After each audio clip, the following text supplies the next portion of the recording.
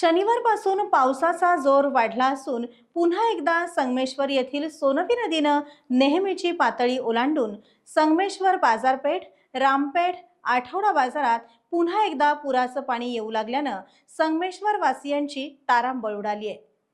पावसाने उसंत घेतली नाही तर पुराचं पाणी वाढत जाण्याची भीती नागरिक मनात घेऊन वावरत आहेत। गेल्या 8 दिवसात दुसऱ्यांदा संगमेश्वर तालुक्यात जलमय परिस्थिती निर्माण होऊन याचा परिणाम तिथल्या जनजीवनावर झाला आहे।